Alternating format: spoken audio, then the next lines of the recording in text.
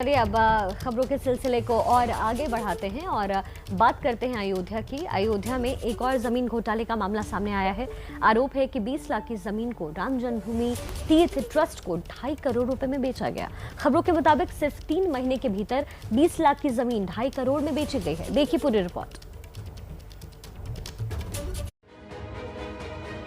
राम मंदिर निर्माण के लिए जमीन खरीद पर लगातार सवाल उठ रहे हैं। एक और जमीन सौदे में गड़बड़ी के आरोप लग रहे हैं। आरोपों के घेरे में इस बार भी अयोध्या के मेयर ऋषिकेश उपाध्याय हैं, क्योंकि जिस जमीन का मुद्दा उठाया जा रहा है उसे मेयर के भांजे दीप नारायण उपाध्याय ने बेचा है।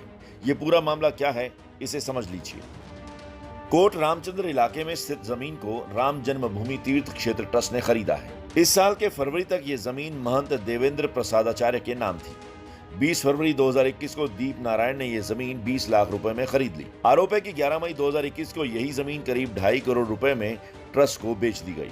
यानी 3 महीने के भीतर 12 गुना से ज्यादा कीमत पर जमीन का सौदा किया गया। अब एक बार फिर विपक्ष ने हमला शुरू कर दिया है। ये एक जमीन खरीदी है भारतीय जनता पार्टी के मेयर ऋषिकेश उपाध्याय के भतीजे दीप नारायण उपाध्याय ने।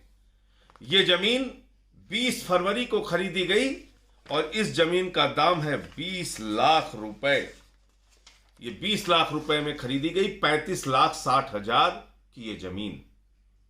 और आपको जानकर हैरानी होगी, 11 मई को यही जमीन बीजेपी के नेता ने, मेयर के भतीजे ने 2.5 करोड़ रुपए में राम जन्मभूमि ट्रस्ट को बेच दी।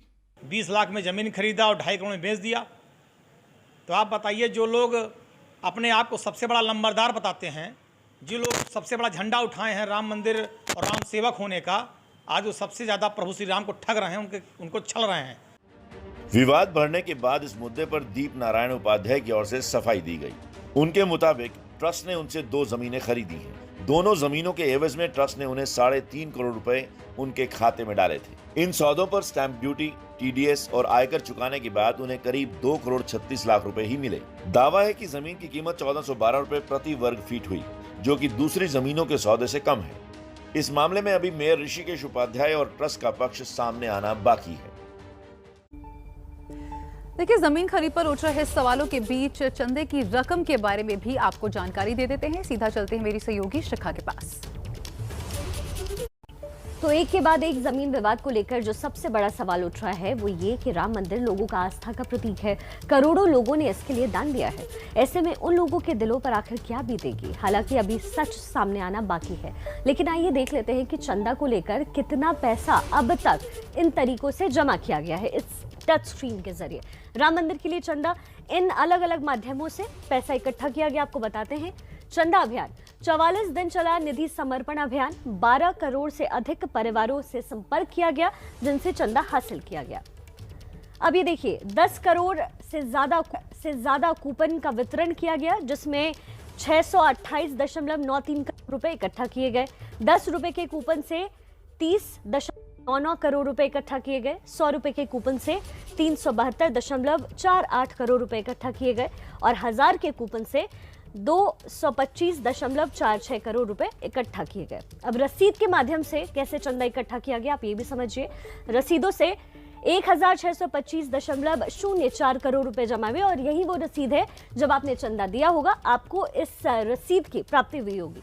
इसके साथ ही डिजिटल माध्यम से भी चंदा इकट्ठा किया गया है और ये माध्यम था NEFT RTGS, जिससे 2753.97 करोड़ रुपए इकट्ठा हुए। SBI, PNB और BOB ये वो बैंक्स थे जिनके जरिए भी पैसा जमा किए गए और इसमें 450 करोड़ रुपए इकट्ठा हुए।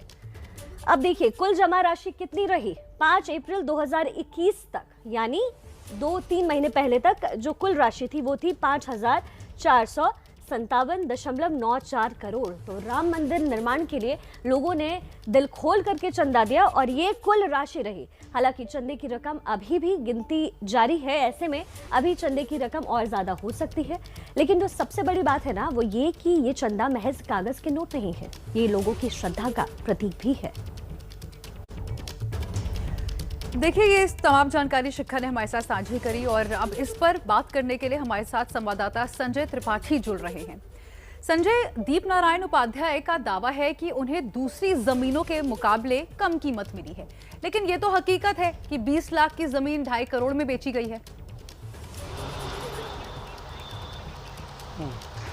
देखिए, मैं आपको बताना चाहूँगा कि जो राम मंदिर ट्रस्ट का निर्माण किया गया था, इसके पीछे एक महान उद्देश्य था कि मर्यादा पुरुषोत्तम श्री राम का एक भव्य मंदिर बनाया जाएगा। और इस ट्रस्ट का जब निर्माण हुआ तो उसमें देश भर से चुन चुन के लोगों को रखा गया, और इसी को देखते हुए श्रद्धापूर्वक देश भर के करोड़ों परिवारों ने ट्रस्ट में पैसा दान किया। लेकिन अब जिस तरह से मामले सामने आ रहे हैं, उसमें से कहीं ना कहीं उंगली उठती है ट्रस्ट पर। एक के बाद एक जमीन के प्रकरण सामने निकल के आ रहे हैं। आप देख सकती हैं जो ताज़ा मामला है उसमें दीप नारायण उपाध्याय, जो मेयर ऋषिकेश उपाध्याय के भांजे बताए जाते हैं, उन्होंने एक ज़मीन फरवरी में 20 लाख रुपए खरीदी और उसको मई में ट्रस्ट ने खरीद लिया 2.5 करोड़ रुपए का, यानी 12 गुना से ज़्यादा कीमत 3 महीने में उनको मिल गई।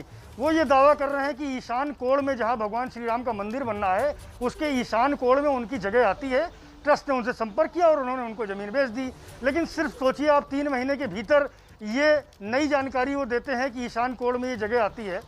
अब दीप नारायण उपाध्याय ने जो अपना सफाई पेश की है, उसमें उन्होंने कहा है कि टैक्स काट करके मुझको पेमेंट किया गया और जो रकम मेरे खाते में आई, जितना मुझे मुनाफा हुआ उसका मैंने इनकम टैक्स से दिया। लेकिन हैरानी की बात यह है कि एक के बाद एक इस तरह के जो मामले सामने आ रहे हैं, जिनमें कई कई गुना कीमत दी जा रही है, तो आखिरकार क्यों दी जा रही है? साथ ही साथ ये भी आपको बताना चाहूँगा कि फिर से एक और सवाल ताज़ा डील में खड़े हुए हैं कि ये दोनों की दोनों रजिस्ट्री, चाहे तो दीप नारायण उपाध्याय की रजिस्ट्री हो या ट्रस्ट की रजिस्ट्री हो, इन दोनों रजिस्ट्री को शाम को 5 बजे किया गया है। अमूमन प्रदेश भर के जो कंप्यूटर होते हैं जिनमें रजिस्ट्री दर्ज की जाती है, वो शाम 5 बजे तक बंद कर दिए जाते हैं। स्पेशल परमिशन होती है, क्योंकि ये दोनों ही मामलों में स्पेशल परमिशन दी गई है। तो ये किसके आदेश से दी गई है और क्यों दी गई है, ये भी एक सवाल खड़ा होता है। देखा जाना चाहिए कि आखिरकार क्यों लगातार इस तरह की चीजें हो रही जिनसे संदेह उत्पन्न होता है। शिखा, बिल्कुल बिल्कुल संजय, और तभी तो कह रहे हैं कि अगर वाकई ऐसा कोई मामला हुआ है, अगर खरीद बेच में ये मामले सामने आ रहे हैं, तो इसमें इसे आस्था के साथ खिलवाड़ी समझेंगे। संजय, इस मामले में अभी तक मेयर या ट्रस्ट का पक्ष क्या सामने आया है?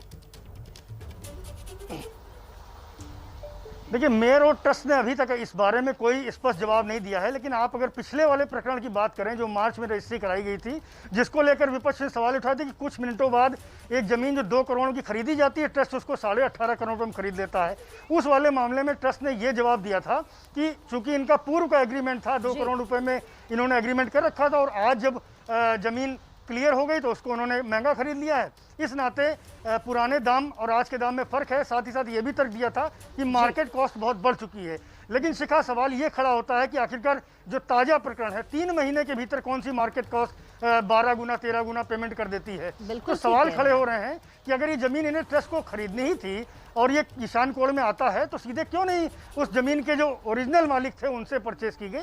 तो ऐसे कई सारे सवाल हैं जिनका जवाब अभी ट्रस्ट और ऋषिकेश उपाध्याय को देना पड़ेगा। बिल्कुल, बहुत सारे सवाल हैं जिसका जवाब देना ही पड़ेगा, क्योंकि ये पूरा वाकया ही आस्था से जुड़ा हुआ है। बहुत बहुत शुक्रिया संजय हमारे साथ जुड़ने के लिए और जानकारी साझा करने की।